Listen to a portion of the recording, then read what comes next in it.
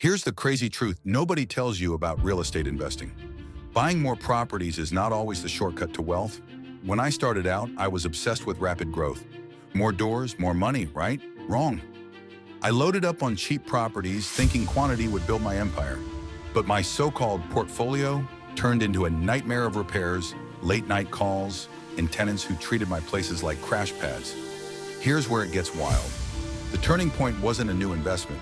It was letting go. I sold off half my properties. Sounds backwards, but hear me out. I focused on location, tenant quality, and cash flow over sheer numbers. Suddenly, my stress disappeared, my income went up, and I actually had free time again. The plot twist, the real win in real estate isn't about how many buildings you own. It's about owning the right ones, managed the right way. I wish someone had told me, don't chase doors, chase quality. Play the long game. Your peace of mind and your bank account will thank you.